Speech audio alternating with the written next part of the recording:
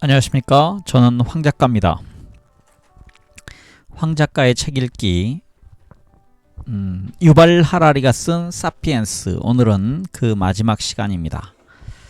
이 책이 총 4부 20장으로 구성되어 있는데요. 오늘은 그 마지막 20장 그리고 맺는 말 부분을 읽어가도록 하겠습니다.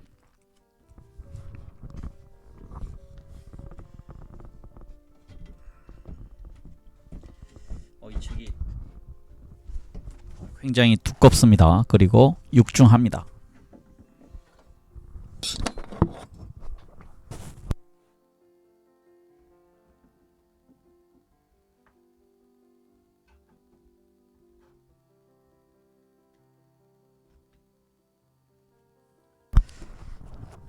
네, 오늘 읽을 마지막 장의 제목은요, 호모 사피엔스의 종말이라고 되어 있습니다.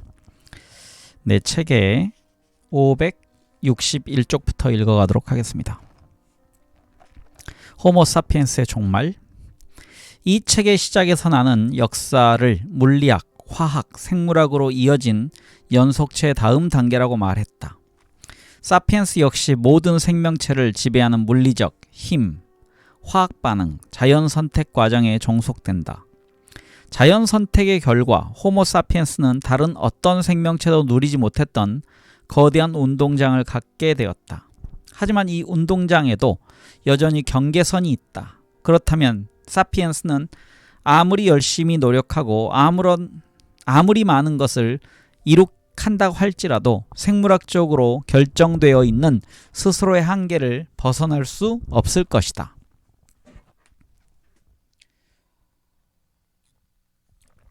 하지만 21세기에 이것은 더 이상 사실이 아니다. 호모 사피엔스 스스로의 한계를 초월하는 중이다. 이제 호모 사피엔스는 자연 선택의 법칙을 깨기 시작하면서 그것을 지적 설계의 법칙으로 대체하고 있다. 40억 년 가까운 세월 동안 지구상의 모든 생명체는 자연 선택의 법칙에 따라 진화했다. 지적인 창조자에 의해 설계된 생명체는 단 하나도 없었다. 예컨대 기린의 목이 길어진 것은 고대에 있었던 기린 사이의 경쟁 때문이었지 초월적 지성을 가진 모종의 존재가 변덕을 부렸기 때문이 아니었다. 목이 좀 긴 원시 기린은 좀 더 많은 먹을거리에 접근할 수 있었으며 그 결과 자신보다 목이 짧은 기린에 비해 더 많은 자손을 남겼다. 기린을 포함해 아무도 목이 길다면 나무 꼭대기의 잎을 우적우적 씹어먹을 수 있을 텐데 그러니 목을 늘리자라고 말하진 않았다. 다윈의 이론이 아름다운 점은 기린이 어떻게 해서 목이 길어졌는가를 설명하기 위해 지적인 설계자를 상정할 필요가 없다는 데 있다. 수십억 년 동안 생명의 역사에서도 지적 설계는 가능한 선택지조차 되지 못했는데 왜냐하면 다른 무언가를 설계할 지능 자체가 존재하지 않았기 때문이다. 상당히 최근까지도 세상에 존재하는 유일한 생명체였던 미생물은 나름대로 놀라운 일을 할 줄 안다.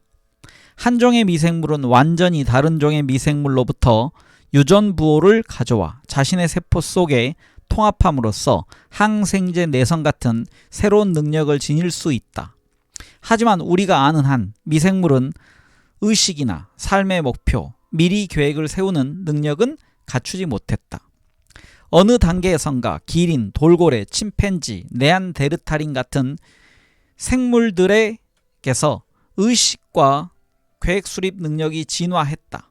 하지만 설사 어떤 네안데르탈인이 아주 통통하고 행동은 굼떠서 자신이 언제든 배가 고플 때 손으로 잡기만 하면 되는 가금류를 키운다는 몽상을 품었더라도 그에게는 그 환상을 실현할 방법이 없었다.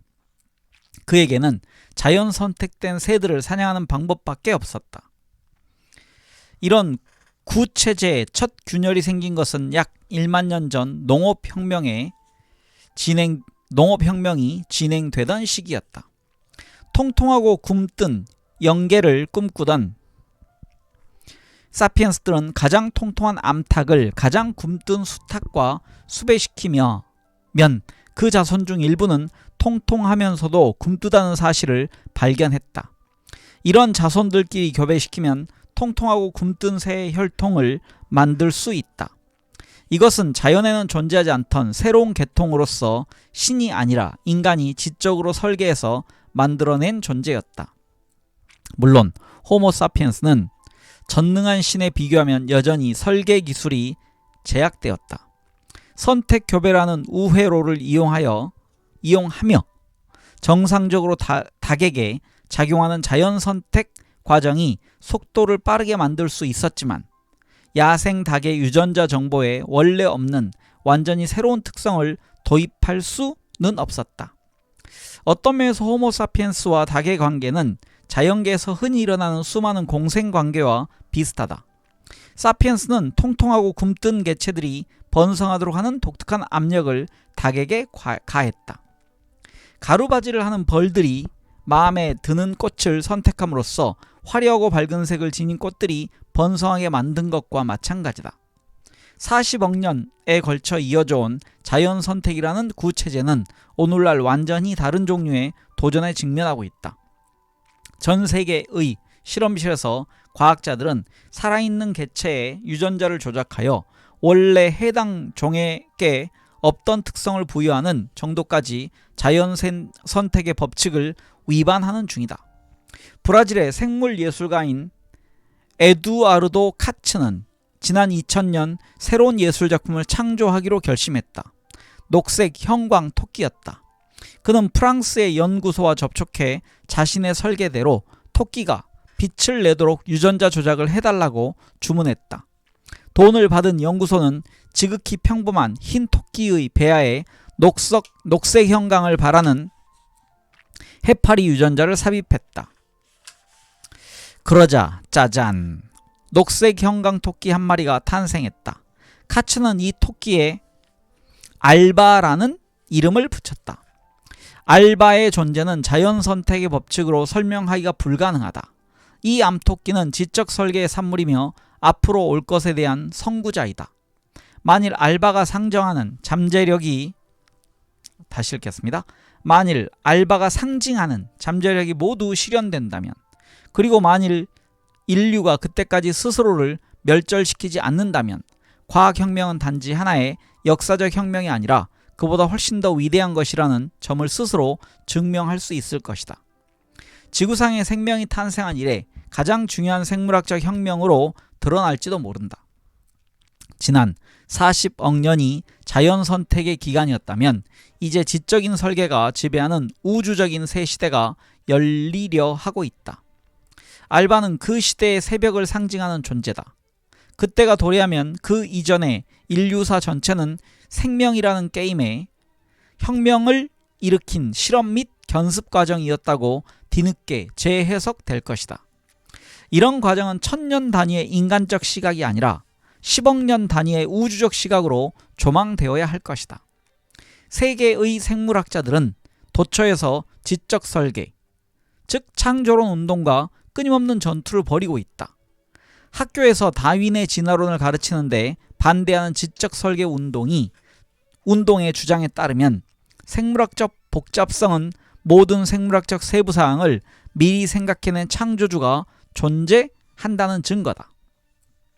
과거에 대해서는 생물학자들이 옳지만 미래에 대해서라면 역설적으로 지적 설계 옹호자들이 맞을지 모른다. 내가 이 글을 쓰고 있는 지금도 자연 선택을 지적 설계로 대체하는 일이 진행 중일 수 있다. 그 방법은 세 가지인데, 첫째가 생명공학, 둘째가 사이보그공학, 셋째가 비유기물공학이다. 소제목이 있습니다. 생지와 인간. 생명공학은 생물학의 수준에서 인간이 계획적으로 개입하는 것을 말한다. 예컨대 유전자 이식 같은 것이다. 가령 에두아르도 카츠의 예술적 변덕처럼 미리 생각해둔 모종의 문화적 아이디어를 실현하기 위해서 생물의 형태, 능력, 필요나 욕구나 욕망 등을 변형하겠다는 목적이다. 생명공학은 그 자체로는 전혀 새로운 것이 아니다. 사람들은 자신이나 다른 생명체의 형태를 바꾸기 위해서 수천 년간 이를 활용해왔다. 간단한 예가 거세다. 인간이 황소를 거세해 황소 만든 역사는 아마도 1만 년은 될 것이다. 맨 처음에 황소를 여기 영어로 불이라 해놨고요. 그 다음에 거세된 황소를 옥스라고 해놨습니다. 그래서 일을 시키기 위해 거세한 소를 지금 옥스, 우리가 보고 있는 황소로 칭해놨습니다. 용어가 영어로는 변별되지만 우리말로는 변별이 되지 않습니다. 거세 황소는 공격성이 덜하기 때문에 쟁기를 끌도록 훈련시키기가 더 쉬웠다. 인간은 또한 자기 종의 젊은 수컷도 거세했다. 매혹적인 목소리를 지닌 소프라노 가수를 만들기 위해서 혹은 이슬람 왕의 하렘을 돌보는 일을 안심하고 맡길 수 있는 환관을 만들기 위해서. 하지만 인류가 생명체의 작동 방식을 세포 및 세포핵 수준까지 이해하게 되자 과거에는 상상할 수 없었던 가능성의 문이 열렸다. 오늘날 우리는 남자를 거세하는 것은 물론이거니와 수술 및 호르몬 치료를 통해 아예 여성으로 바꿀 수 있다. 하지만 그게 전부가 아니다. 1996년 566쪽의 사진이 신문과 TV에 등장했을 때 사람들이 보였던 경악과 혐오를 떠올려 보라. 이 사진은 포토샵을 이용해 조작한 것이 아니다. 과학자들이 생쥐의 등에 소의 연골을 이식한 모습을 찍은 진짜 사진이다. 이들은 새 조직의 성장을 조절함으로써 이 경우 인간의 귀처럼 보이는 무언가가 발생하게 만들었다. 머지않아 과학자들은 이런 방법으로 인간에게 이식 가능한 인공귀를 만들 수 있을 것이다. 유전공학을 이용하면 이보다 훨씬 더 놀라운 일도 해낼 수 있다. 여기 지금 사진이 있는데요. 사진을 좀 보여드리겠습니다. 지금 잘 보이나요? 여기 지금 설명이 어떻게 되어 있냐면요. 생쥐의 등에서 소의 연골 조직으로 만들어진 귀가 자라난 모습. 독일 슈타델 동굴에서 발견된 사자 남자 조상을 으스스하게 상기시킨다. 3만 년 전에 이미 인류는 각기 다른 종을 결합하는 상상을 했던 것이다. 오늘날 인류는 실제로 그 같은 키메라를 만들어낼 수 있다. 카메라가 아니고 키메라입니다.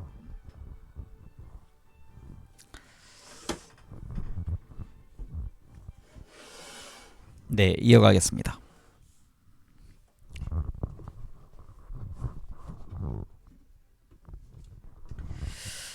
유전공학의 다수의 윤리적, 정치적, 이데올로기적 쟁점이 제기되는 이유가 여기에 있다.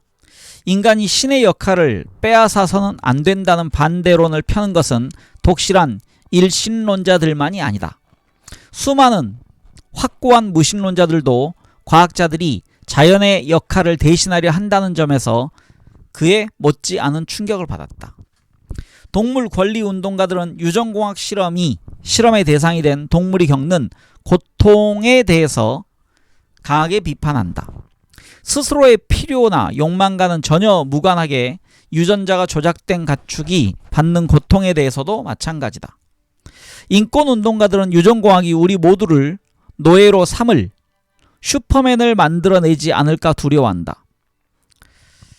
구약의 에레미야서는 생물학적 독재자가 두려움 없는 병사와 복종하는 노동자를 대량 복제한다는 종말론적 전망을 보여주었다. 오늘날 사람들은 대체로 너무나 많은 가능성의 문이 너무나 일찍 열리고 있고 우리의 유전자 조작 능력은 성견지명을 가지고 이 기술을 현명하게 사용할 능력을 넘어서고 있다고 느낀다. 그 결과 현재 우리는 유전공학의 잠재력 중 일부만 활용하고 있을 뿐이다. 현재 조작의 대상이 되고 있는 생명체 대부분, 식물, 곰팡이, 박테리아, 곤충은 정치적 로비 능력이 제일 적은 것들이다. 과학자들은 여러 계통의 대장균의 유전자를 조작해 바이오 연료를 생산하고 있다. 대장균은 인간의 장에서 인간과 공생하는 박테리아인데 장을 벗어나 치명적 감염을 일으키면 언론의 집중 조명을 받기도 한다. 또한 과학자들은 대장균과 여러 종의 곰팡이 유전자를 조작해 인슐린을 생성했고 그 덕분에 당뇨병 치료비가 낮아졌다. 북극에 사는 어느 물고기에서 추출한 유전자를 감자에 삽입해 서리의 저항력을 가지도록 만들기도 했다. 포유류 중에도 유전공학의 대상이 된 동물들이 일부 있다. 낙농산업은 젖소의 조통에 생기는 유선염 탓에 해마다 수십억 달러의 피해를 입는다. 그래서 과학자들은 현재 리소스타핀이 포함된 우유를 생산하도록 유전자를 조작한 젖소를 실험하는 중이다. 리소스타핀은 유선염을 일으키는 박테리아를 공격하는 항균성 효소다. 돼지 산업의 매출은 줄어들고 있는데 햄과 베이컨에 있는 지방이 건강에 해롭다며 소비자들이 경계하는 탓이다. 그래서 요즘 돼지 산업은 벌레에서 추출한 유전 물질을 돼지에 삽입하는 실험에 희망을 걸고 있다. 이 유전자는 몸에 해로운 오메가6 지방산을 건강에 이로운 오메가3 지방산으로 바꿔준다. 차세대 유전공학은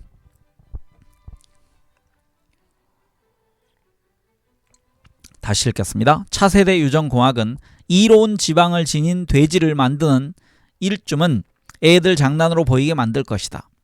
유전공학자들은 벌레의 수명을 6배로 늘렸을 뿐 아니라 기억과 학습 능력이 크게 개선된 천재 생쥐를 만드는 데도 성공했다.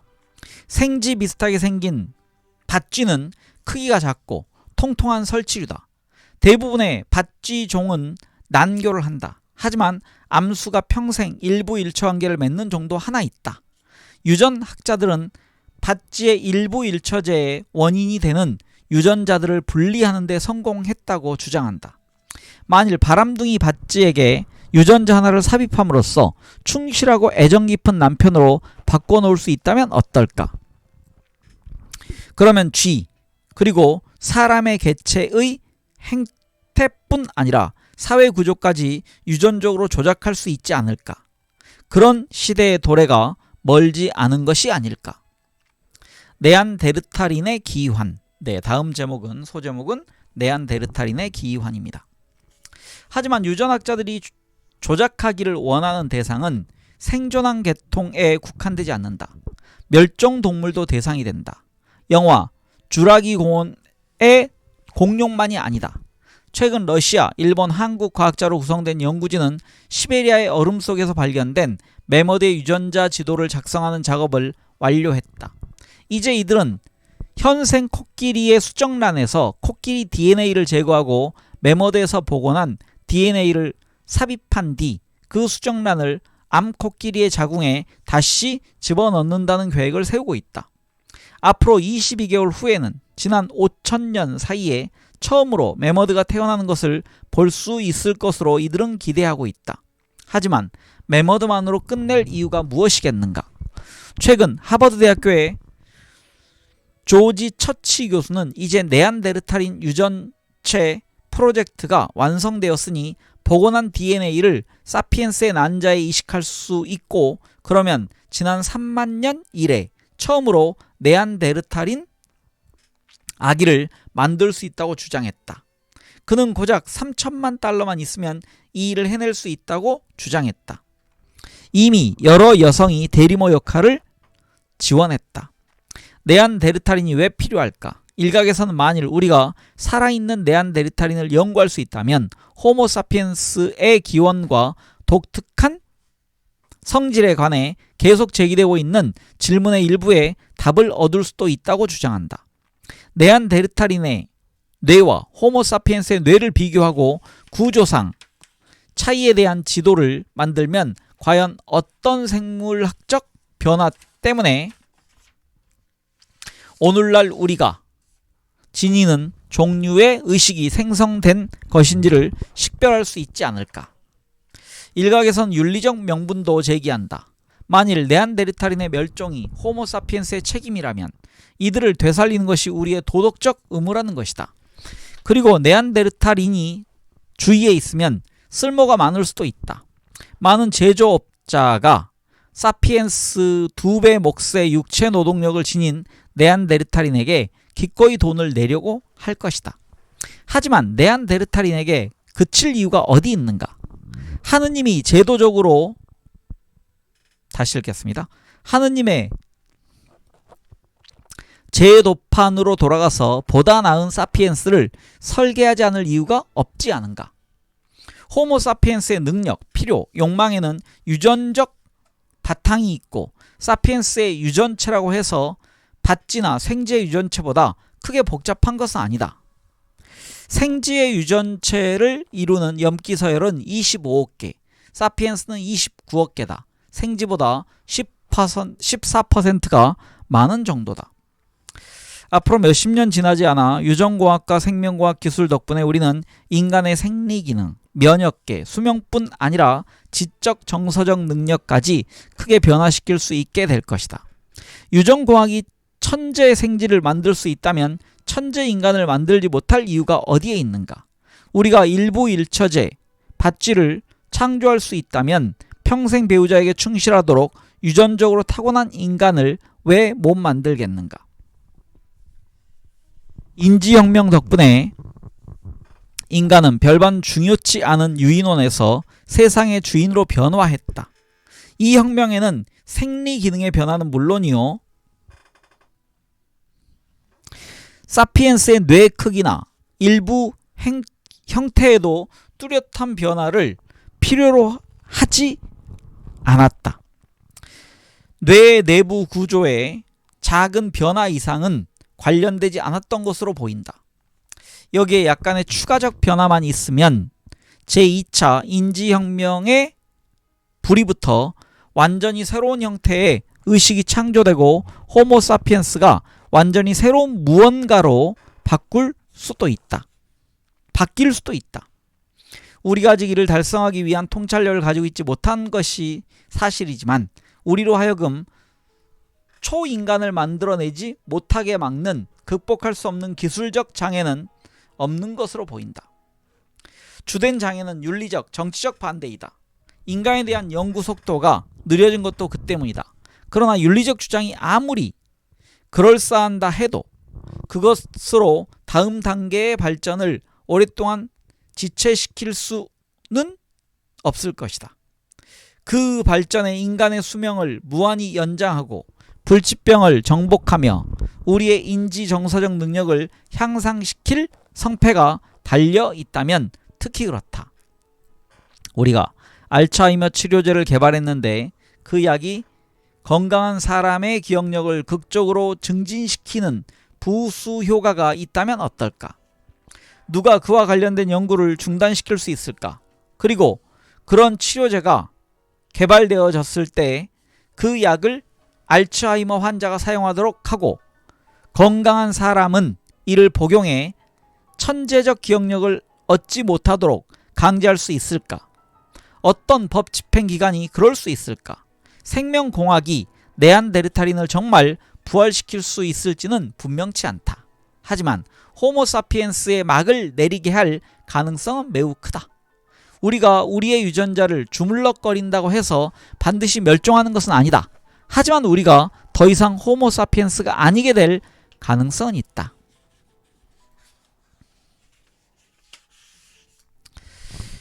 생체공학적 생명체란 부분입니다.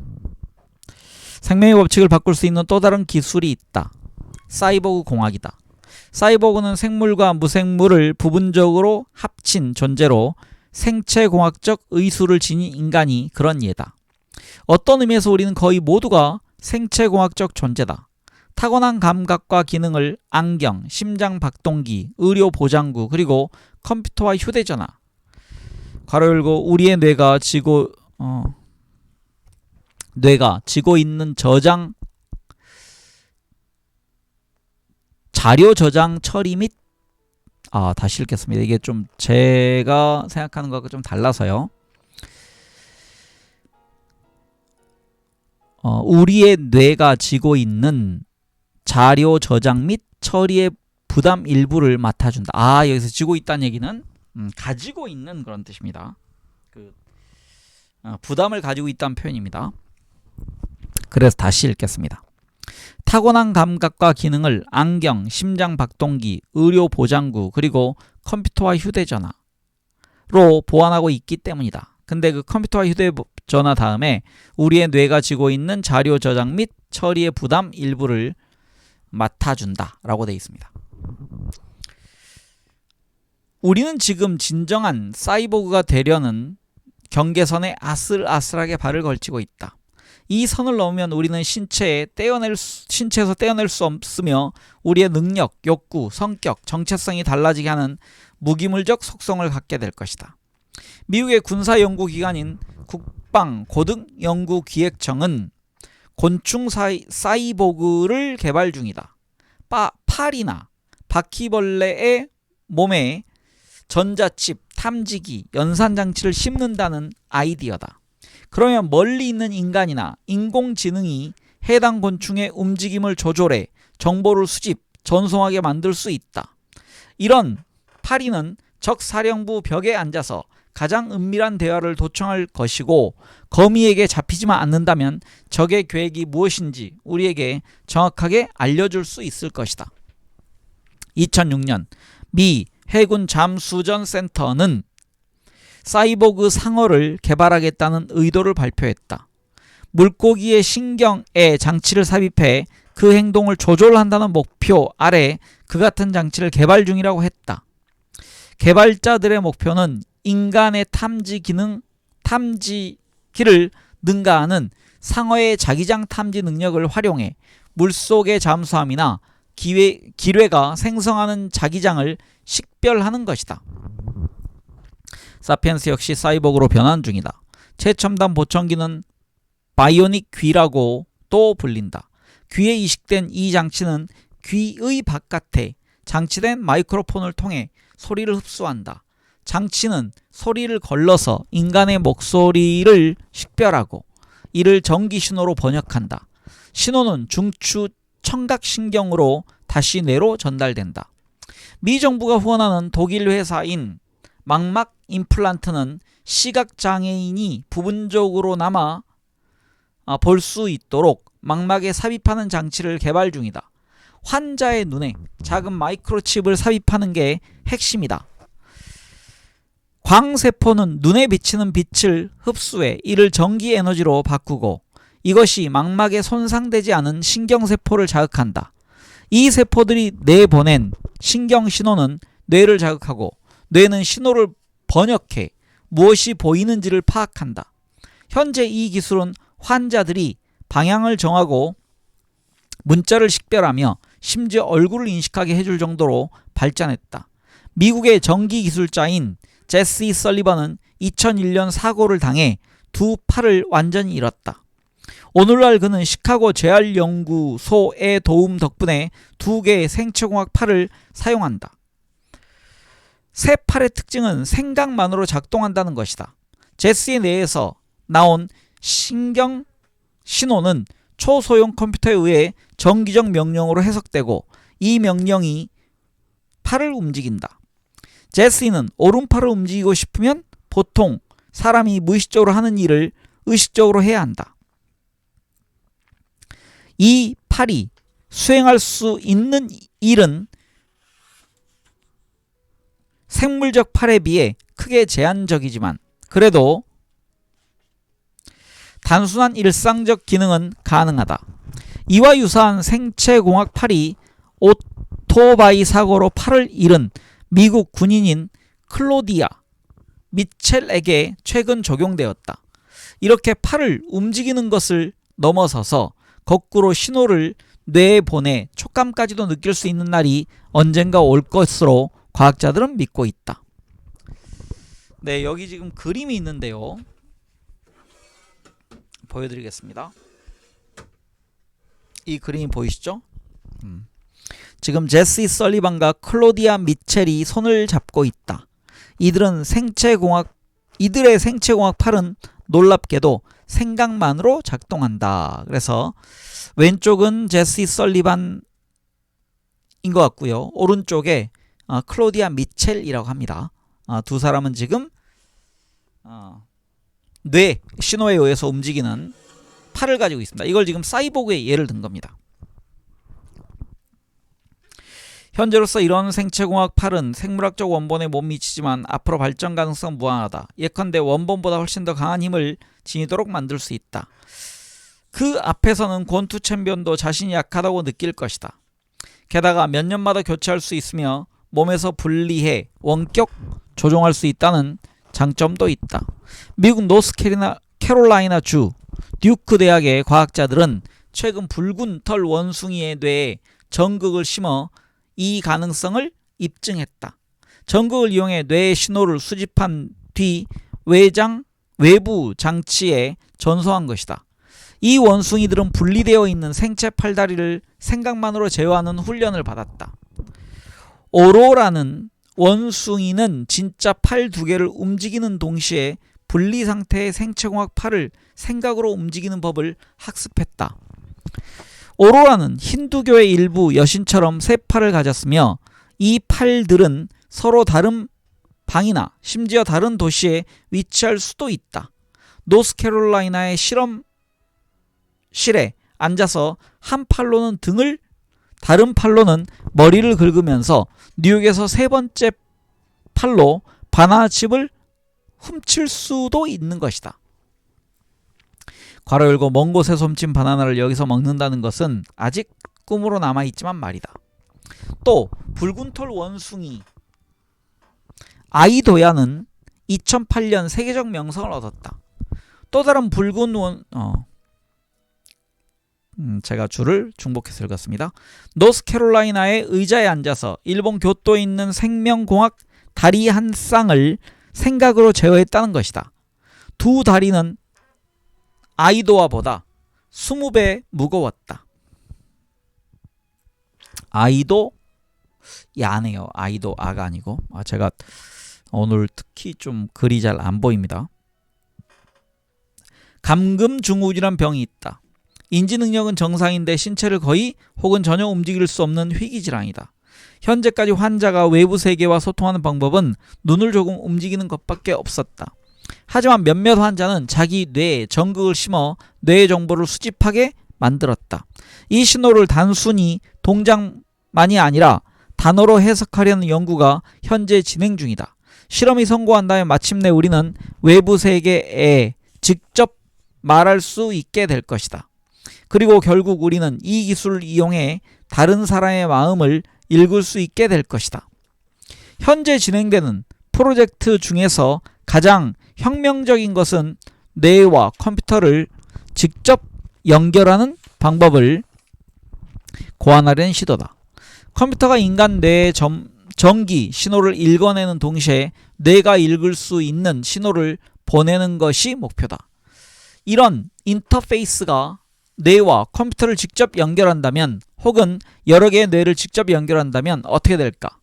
그렇게 해서 일종의 뇌 인터넷을 만들어낸다면 만일 뇌가 집단적인 기억은행에 직접 접촉할 수 있게 된다면 인간의 기억, 의식, 정체성에는 어떤 일이 일어날까? 그런 상황이 되면 가령 한 사이보그가 다른 사이보그의 기억을 검색할 수 있을 것이다. 그러면 마치 자신의 것인 듯 기억하게 된다. 이것이 남의 기억을 듣거나 자서전을 통해 읽거나 상상력을 발휘하는 것과는 다른 이야기다. 마음이 집단으로 연결되면 자아나 성 정체성 같은 개념은 어떻게 될까? 어떻게 스스로를 알고 자신의 꿈을 쫓을까? 그 꿈이 자신의 마음속이 아니라 모종의 집단 공작 꿈 저장소에 존재한다면 말이다. 네, 다음 소제목이 있습니다. 또 다른 삶입니다. 생명의 법칙을 바꾸는 제3의 방법은 완전히 무생물적 존재를 제작하는 것이다. 대표적인 독립적인 진화를 겪을 수 있는 컴퓨터 프로그램이다. 최근 머신러닝이 발전한 덕분에 이러한 컴퓨터 프로그램이 스스로 진화하는 것이 이미 가능해졌다. 이런 프로그램은 비록 처음에는 인간 엔지니어에 의해 코딩되었다고 하더라도 이후부터는 스스로 새로운 정보를 습득하고 스스로 새로운 기술을 익히고 자신을 창조한 인간을 뛰어넘는 통찰력을 갖출 수 있다. 즉 프로그램이 당초 제작자가 상상하지 못했던 방향으로 자유롭게 진화할 수 있게 된 것이다.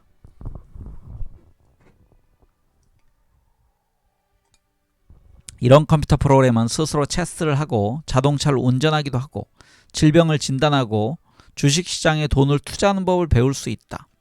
모든 분야에서 점차 인류를 능가하겠지만 반드시 서로 경쟁하게 될 것이다. 따라서 새로운 형태의 진화의 압력에 직면하게 될 것이다. 수천 개의 컴퓨터 프로그램이 주식시장에 투자를 하고 각기 다른 전략을 쓰면서 일부 프로그램은 파산하고 일부는 또 억만장자가 될 것이다. 그리고 이 과정에서 인류는 경쟁할 수도 이해할 수도 없는 놀라운 기술을 발전시킬 것이다. 마치 사피엔스가 침팬지에게 월스트리트를 설명할 수 없는 것 같은 이유로 컴퓨터 역시 사피엔스에게 투자 전략을 설명할 수 없을 것이다. 우리 중 다수는 결국 그런 프로그램을 위해 일하게 될 것이다. 이 프로그램은 돈을 어디서 투자할 것인가 뿐만 아니라 특정 직업에 누구를 고용할 것인가, 누구에게 주택융자를 해줄 것인가, 누구를 감옥에 보낼 것인가를 결정할 것이다. 이것들은 살아있는 피조물일까? 그 답은 살아있는 피조물을 어떻게 정의하냐에 달렸다. 이 컴퓨터 프로그램이 유기체 진화의 법칙과 한계와는 전혀 무관한 새로운 진화 과정에 의해 만들어진 것은 분명한 사실이다. 또 다른 가능성을 상상해보자. 당신이 뇌를 휴대용 하드드라이브에 백업해서 노트북 컴퓨터에서 실행한다고 가정하자. 당신의 노트북은 사피엔스처럼 생각하고 느낄 수 있을까? 만일 그렇다면 그것은 당신일까? 아니면 다른 누구일까? 컴퓨터 프로그래머가 완전히 새로운 디지털 마음을 창조한다면 어떨까? 컴퓨터 코드로만 구성된 그 마음이 자아의식, 기억을 다 갖추고 있다면 이 프로그램을 컴퓨터에서 실행하면 그것은 인격체일까? 그것을 지우면 살인죄로 기소될까? 머지않아 우리는 이런 질문에 대한 답을 얻을지도 모른다. 2005년 시작된 블루브레인 프로젝트는 인간의 뇌의 전부를 컴퓨터 안에서 재창조하는 것을 목표로 하고 있다. 컴퓨터 내의 전자회로가 뇌의 신경망을 고스란히 모방하게끔 하는 것이다. 이 프로젝트의 책임자에 따르면 자금 모금이 적절히 이루어질 경우 10년에서 20년 내에 우리는 인간과 흡사하게 말하고 행동하는 인공 두뇌를 컴퓨터 내부에 가질 수 있을 것이다. 만일 성공한다면 이것은 생명이 유기화합물이라는 작은 세계 속에서 40억 년간 배회한 끝에 마침내 비유기물의 영역을 뛰어 들어온다는 것을 의미할 것이다. 우리가 꿈조차 꿀 수 없던 방식으로 스스로 형태를 만들어 나갈 때 새를 갖추고서 인간의 마음이 오늘날의 디지털 컴퓨터와 비슷한 방식으로 작동하리라는 때 대해 모든 학자가 동의하는 것은 아니지만 그 가능성을 무시하는 것은 어리석은 짓일 것이다. 괄호 열고 만약 작동 방식이 다르다면 오늘날의 컴퓨터는 뇌를 흉내내지 못할 것이다. 괄호 닫고 2013년 유럽연합은 이 프로젝트에 10억 유로의 보조금을 지원하기로 결정했다. 네, 다음 소제목은요. 특이점이란 소제목입니다. 현재로서 이런 새로운 기능성 중에서 실현된 것은 극히 일부에 지나지 않는다. 하지만 2014년의 세상은 이미 문화가 생물학적 족쇄에서 스스로를 해방시키는 중이다. 우리는 외부 세계는 물론 우리의 신체와 마음까지 조작할 능력을 갖추고 있으며 이 능력은 위험한 속도로 발달하고 있다. 점점 더 많은 영역의 활동이 전통적인 방식에 안주하지 못하고 재검토의 대상이 되고 있다. 법률가는 프라이버시와 정체성 이슈를 다시 생각할 필요가 있으며 정부는 의료 및 평등 문제를 다시 생각해야 할 필요에 직면하고 있다. 체육단체와 교육기관은 페어플레이와 성취를 다시 정의할 필요가 있다. 연금기금과 노동시장은 60세가 30세처럼 활동할 수 있는 세상에 다시 정의해야 한다. 이들 모두는 생명공학, 사이보그, 비유기적 생명체 등의 난제를 처리해야 한다. 한편 유전체 지도를 처음 만드는 데 15년의 세월과 30억 달러의 자금이 소요되었지만 오늘날에는 몇백 달러만 들이면 몇 주일 안에 한 사람의 DNA 지도를 만들 수 있다. 맞춤의학의 시대, 환자의 DNA에 맞춤 치료를 하는 의학적 시대는 이미 도래했다. 머지않아 당신의 주치의는 좀 더 자신있게 당신이 간암에 걸릴 위험이 크지만 심근경색 위험은 적당하지 않아도 된다고 말해줄 수 있을 것이다. 92%의 사람에게 효과가 있는 유명한 약이 당신에게는 맞지 않는다는 것도, 다른 사람들에게는 치명적인 약이 당신에게는 꼭 맞는 효과를 낸다는 것도 알아낼 수 있을 것이다. 거의 완벽한 의료의 시대로 가는 길이 우리 눈앞에 펼쳐져 있다. 하지만 의학 지식의 진보에 따라 새로운 윤리적 난제가 대두될 것이다. 윤리학자와 법률 전문가들은 벌써 DNA 프라이버시라는 난제를 붙들고 씨름하고 있다. 보험회사가 우리의 DNA 검사 자료를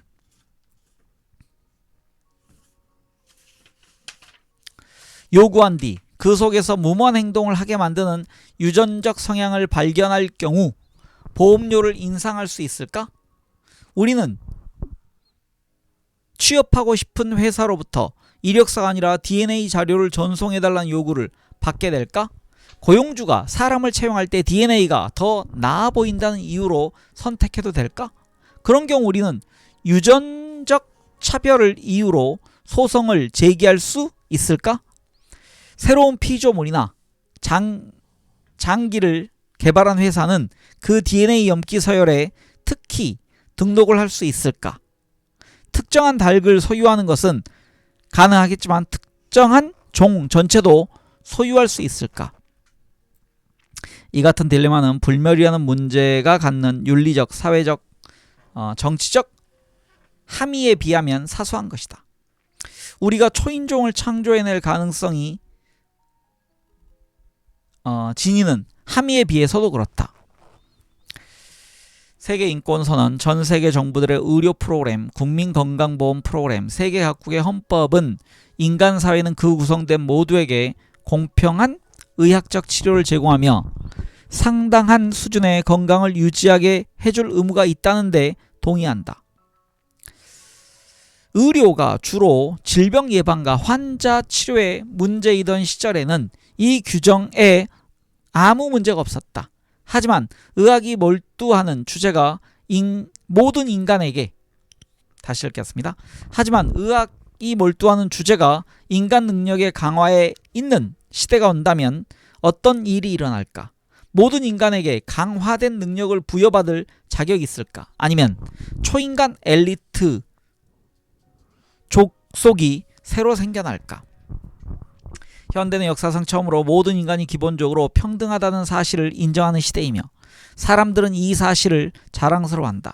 하지만 우리는 이제 역사상 유례없는 불평등을 창조할 만반의 태세를 갖추고 있다. 역사를 통틀어 언제나 상류 계급은 자신들이 하류 계급보다 똑똑하고 강건하며 전반적으로 우수하다는 주장을 펼쳤다.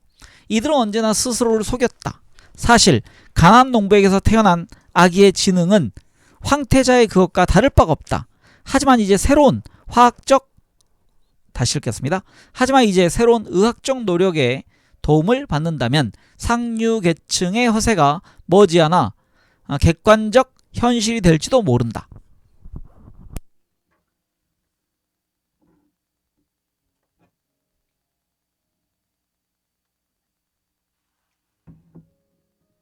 이것은 과학소설이 아니다. 대부분 과학소설 줄거리는 우리와 똑같은 사피엔스가 빛의 속도로 달리는 우주선이나 레이저총 같은 우월한 기술을 지닌 세상을 그리고 있다. 거기서 핵심이 되는 윤리적, 지적 딜레마는 우리가 사는 이 세상에서 가져간 것들이다. 이런 소설은 미래를 배경으로 현재 우리의 정서적, 사회적 긴장관계를 재생산하는 데 불과하다. 하지만 미래 기술의 진정한 잠재력은 호모사피엔스 자체를 변화시키는 것이다. 단순히 수송 가능과 무기만이 아니라 우리의 감정과 욕망까지 말이다. 영원히 젊은 사이보그에 비하면 우주선은 아무것도 아니다. 이 사이보그가 번식도 하지 않고 성별도 없으며 다른 존재들과 생각을 직접 공유할 수 있다면 더욱 그렇다.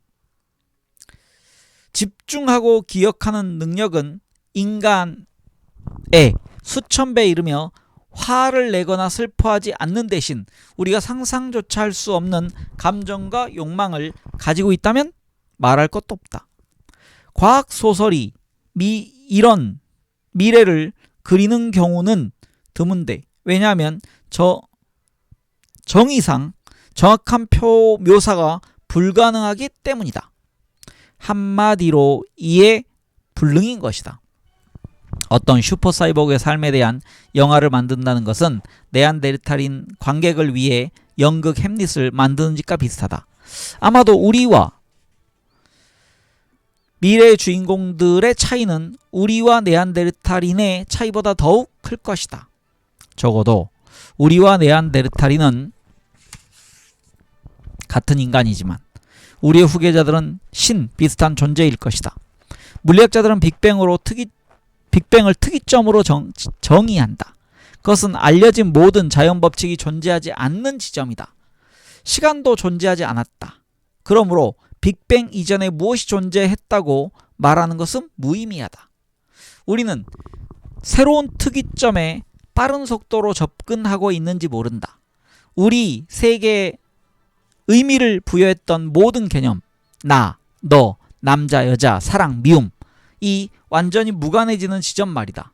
그 지점을 넘어서 벌어지는 일들은 그게 무엇이든 우리에게 아무 의미도 없다. 네, 다음 장이 있습니다. 프랑켄슈타인의 예언. 1818년 메리 셀리는 소설 프랑켄슈타인을 출판했다. 우월한 존재를 창조하려 시도한 과학자가 결국 괴물을 만들어낸다는 이야기다. 지난 2세기 동안 이 이야기는 수없이 많은 버전으로 되풀이되어 새로운 과학적 신화의 골자가 되었다. 얼핏 보기엔 프랑켄슈타인 이야기는 경고 같다. 우리가 신의 행세를 하려 들고 생명을 조작하면 심한 벌을 받게 되리라는 경고 말이다. 하지만 이 이야기는 더욱 깊은 의미가 있다. 프랑켄슈타인 신화는 호모사피엔스로 하여금 종말의 날이 빠르게 다가오고 있다는 사실을 직감하게 만든다. 핵재앙이나 생태적 재앙이 우리를 먼저 파괴해버리지 않는 한 지금과 같은 속도로 기술이 발달한다면 호모사피엔스가 완전히 다른 존재로 대체되는 시대가 올 것이다. 그 존재는 체격뿐 아니라 인지나 감정 면에서 우리와 매우 다를 것이다. 이런 생각은 대부분의 사피엔스를 극단적으로 불안하게 만든다. 우리는 미래에 우리와 똑같은 사람들이 빠른 우주선을 타고 이 행성에서 저 행성으로 여행하리라고 믿고 싶다. 미래에는 우리와 동일한 감정과 정체성을 지닌 존재가 더 이상 존재하지 않으며 우리의 자리는 우리보다 능력이 훨씬 더 뛰어난 외계 생명체가 차지할 것이란 가능성은 생각하고 싶지 않다. 그래서 우리는 프랑켄슈타인 박사가 창조할 수 있는 것은 오직 끔찍한 괴물뿐이며 세상을 구하려면 그 괴물을 파괴해야만 한다는 판타지 속에서 위안을 찾는다. 우리가 그런 식의 이야기를 좋아하는 까닭은 그런 이야기가 우리가 모든 존재 중 가장 우수하며 우리보다 우수한 존재는 과거에도 미래에도 존재할 수 없다는 것을 함축하기 때문이다. 우리를 개선하려는 시도는 필연적으로 실패하게 마련인데, 왜냐하면 설사 신체가 개선될 수 있다 할지라도 우리의 정신은 손댈 수 없는 것이기 때문이라는 것이다. 우리가 과학자들이 신체뿐 아니라 정신도 조작할 수 있다는 사실을 받아들이려면 힘든 시간을 거쳐야 할 것이다. 미래의 프랑켄슈타인 박사는 우리보다 진실로 우월한 존재를, 우리가 네안데르탈인을 바라보듯이 우리를 무시하면서 바라볼 무언가를 창조할 수도 있다는 사실에 대해서도 마찬가지다. 오늘날의 프랑켄슈타인 박사들이 이런 예언을 정말로 실현할지 여부는 불투명하다. 미래는 알 수 없다. 만일 지난번 몇 페이지에서 나왔던 예측들이 모두 실현된다면 놀라운 일일 것이다. 역사는 우리에게 한 모퉁이만 돌면 금방 일어날 것 같아 보이는 일도 미처 예상치 못한 장애로 실현 불가능해질 수 있다는 점을 가르쳐주고 있다. 그 결과 예상 밖의 시나리오가 현실이 될 수도 있다. 1940년대에 원자력의 시대가 갑자기 도래했을 때 2000년쯤에는 원자력을 활용하는 다양한 세계가 펼쳐질 것이라는 예상이 만발했었다. 스푸트니크 위성과 아폴로 11호 우주선이 세계의 상상력에 불을 지폈을 당시 사람들은 앞다투어 20세기 말이 되면 우리가 화성과 명왕성에 건설한 우주 식민지에 살게 될 것이라고 예상했었다.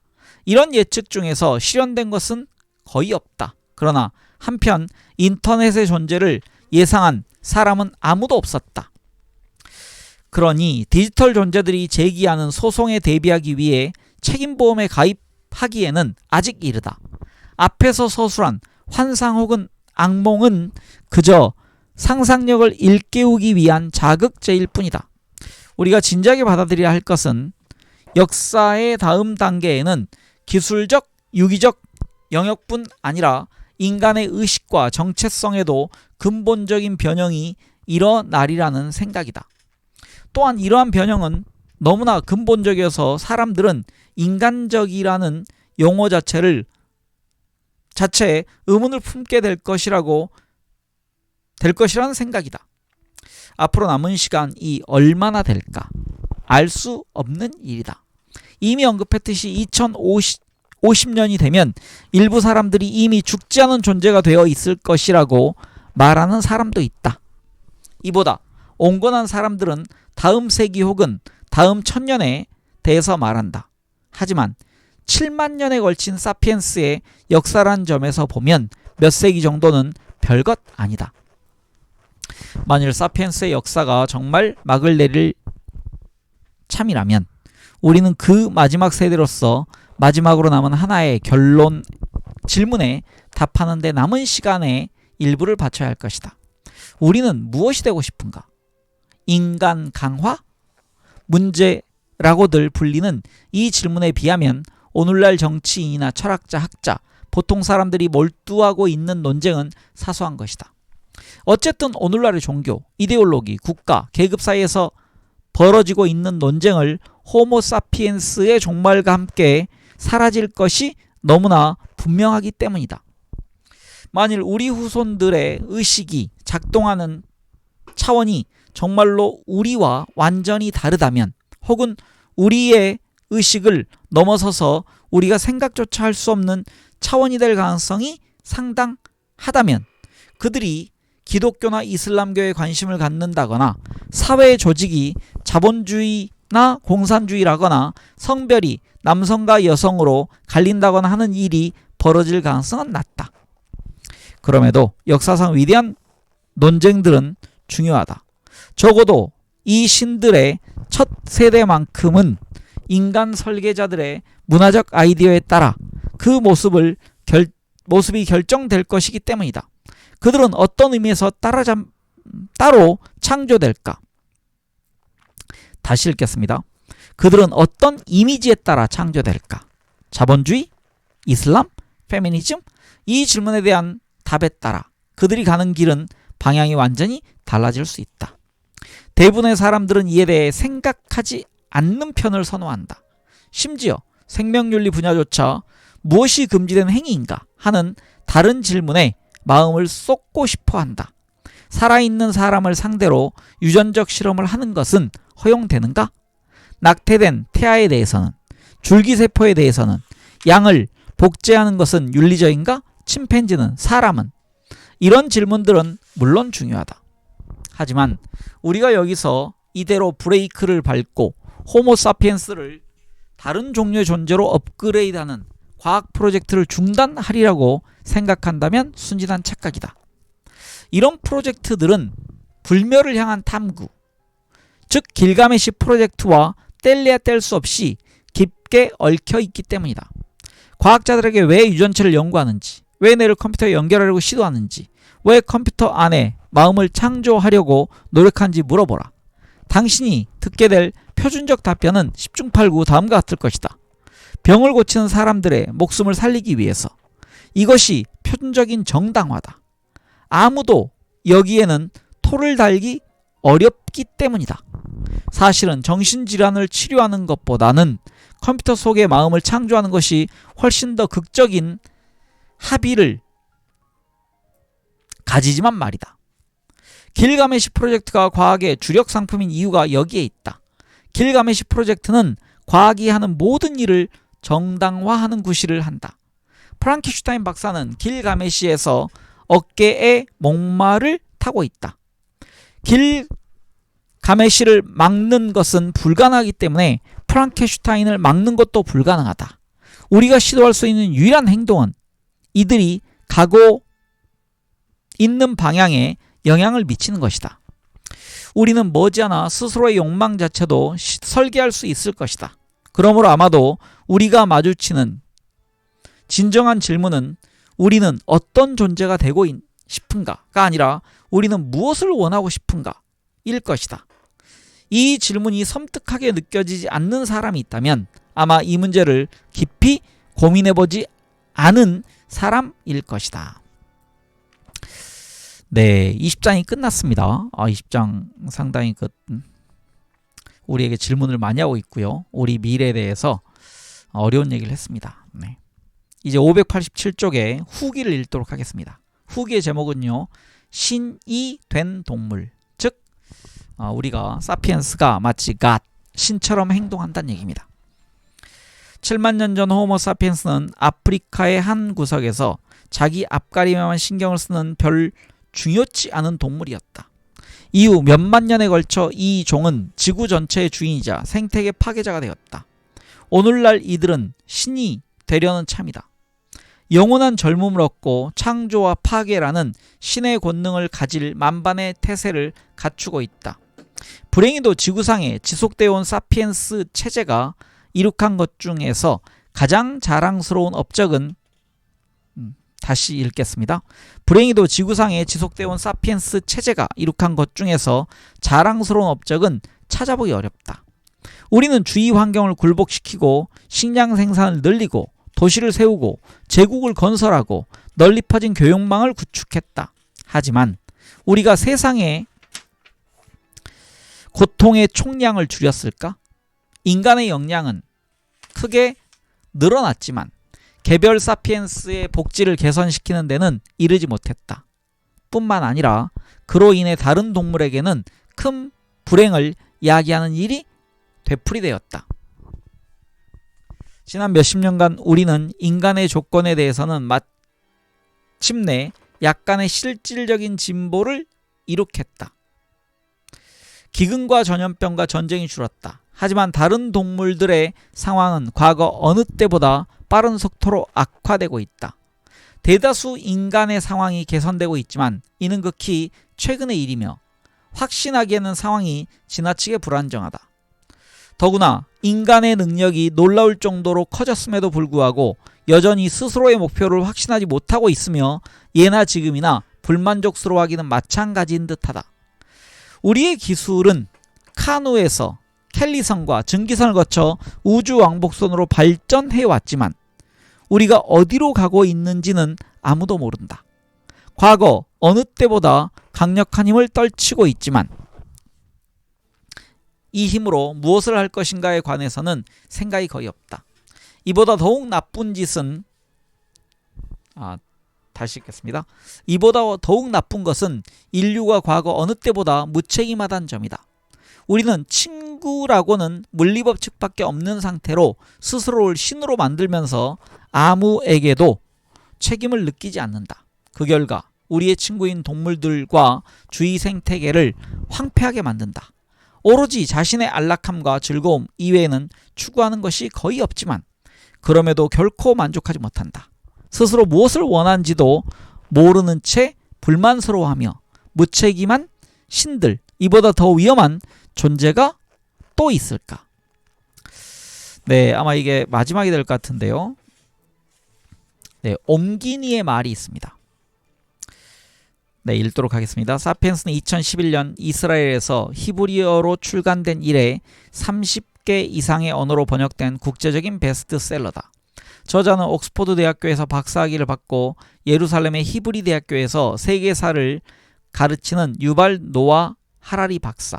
스스로 제럴드 다이아몬드 총균세에서 가장 큰 영감을 받았다고 밝힌 그는 빅 히스토리를 서술한다. 매우 큰 질문들을 제기하고 여기에 과학적으로 답변하는 것이 가능하다는 사실을 총균세는 보여주었다. 이게 지금 유발 하라리의 얘기입니다. 저자는 생물학과 역사학을 결합한 큰 시각으로 우리 종, 즉 호모사피엔스의 행태를 개관한다. 약 3만 년 전까지만 해도 지구상에는 최소한 6종의 호모 종이 있었다. 즉 사람종이 있었다는 얘기입니다. 예컨대 동부 아프리카에는 우리의 조상인 호모사피엔스가, 유럽에는 네안데르탈인이, 아시아 일부에는 직립원인이 거주했다. 모두가 호모, 즉 사람 속의 구성원이다. 하지만 오늘날에는 우리 종밖에 남지 않았다. 저자는 이에 덧붙여 사피엔스가 이르는 곳마다 대형 동물들이 멸종했음을 지적하며 다음같이 말한다. 우리는 생물학 역사상 가장 치명적인 종이다. 생태학적 연쇄살인범이라 할 수 있다. 우리가 이미 멸망시킨 종이 얼마나 많은지 안다면 아직 살아있는 종을 보호할 동기를 충분히 느낄 수 있을 것이다. 호모사피엔스가 세상을 지배하게 된 것은 다수가 유연하게 협동할 수 있는 유일한 동물이기 때문이다.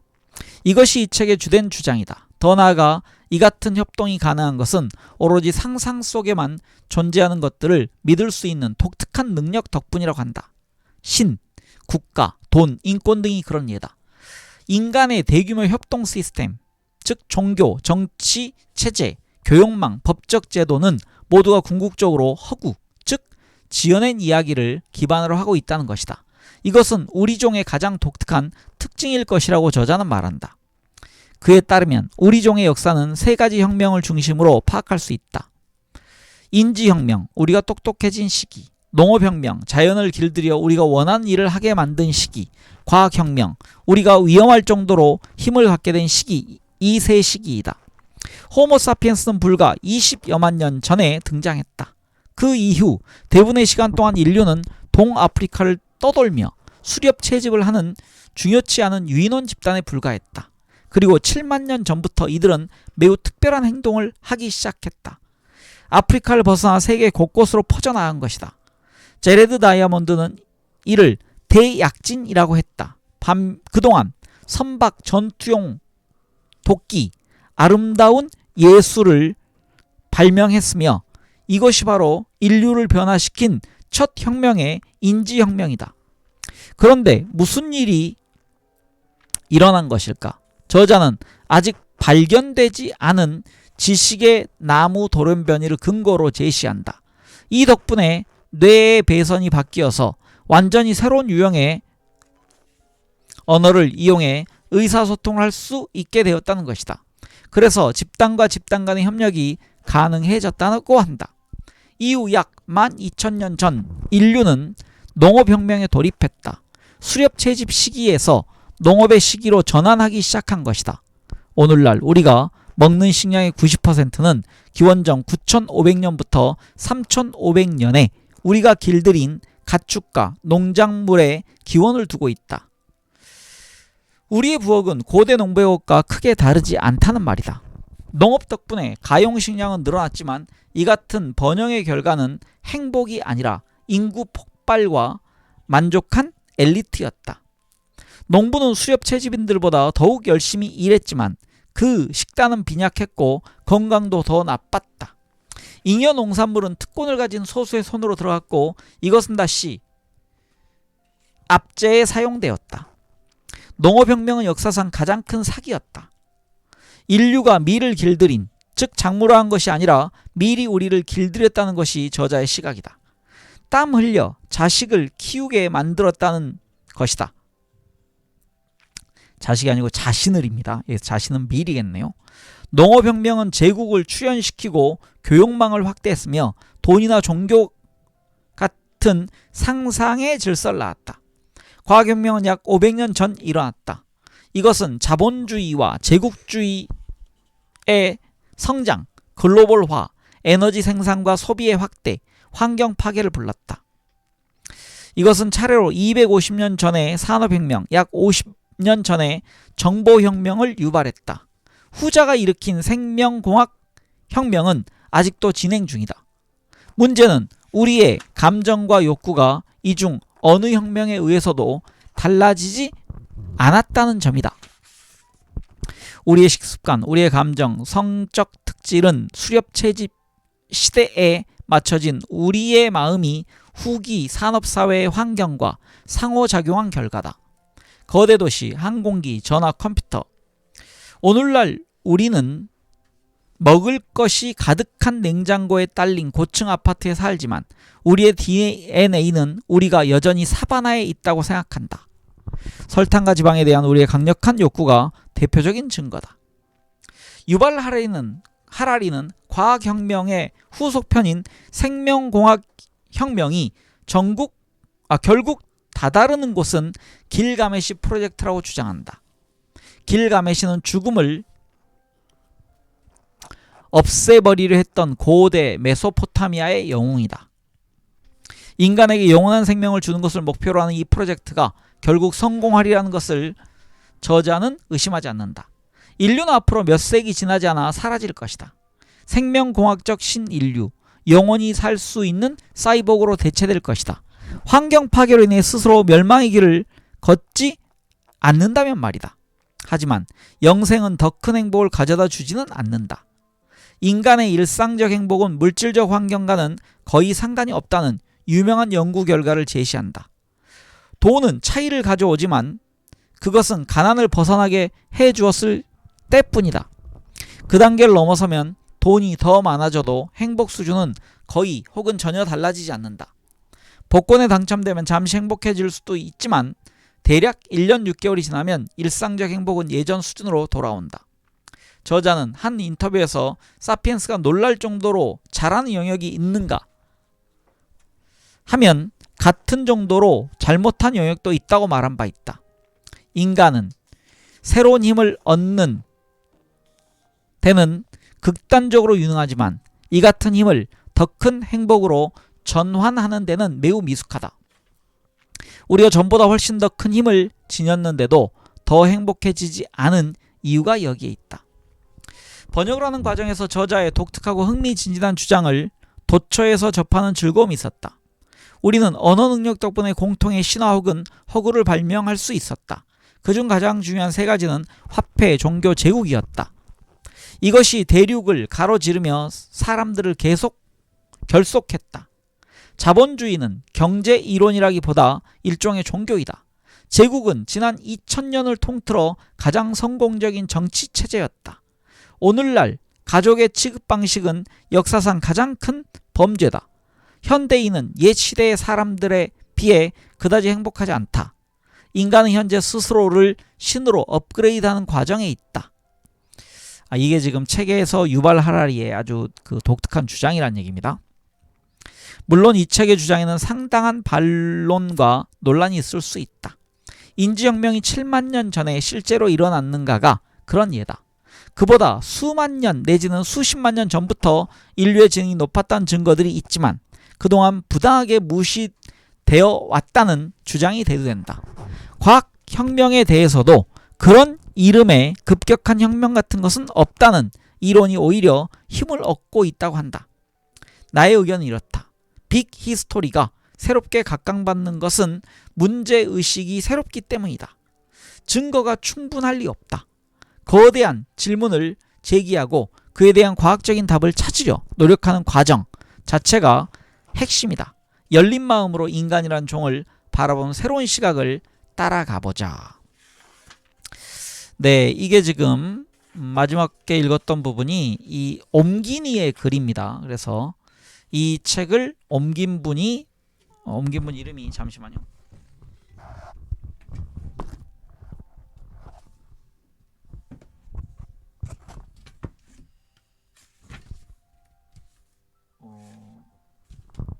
이름만 그냥 읽어드리겠습니다. 조현욱 옮김이라고 되어 있습니다. 네, 이상으로 제가 이 두꺼운 책 사피엔스를 다 읽었습니다. 아마 요 근래 지난 5년 동안 나온 책 중에서 가장 많이 읽힌 책, 그리고 가장 도발적인 사피엔스에 대한 분석으로 분류되는 그런 책입니다.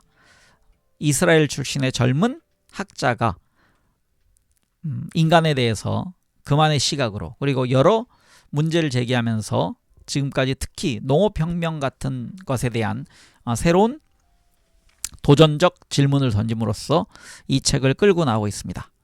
네, 이 책을 처음부터 끝까지 읽는 것이 여러분의 지적 탐험, 그리고 세계에 대한 이해에 좀 더 많은 도움이 되기를 간절히 바라면서 이 책 읽기를 마무리하도록 하겠습니다.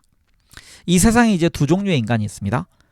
유발 하라리의 사피엔스를 읽은 분들과 그렇지 않은 분들. 여러분들은 사피엔스를 읽은 분들로 인증될 것입니다. 네, 저는 다음 책에서 더 좋은 내용과 더 재밌는 내용으로 만나도록 하겠습니다. 네, 감사합니다. 저는 황 작가였습니다.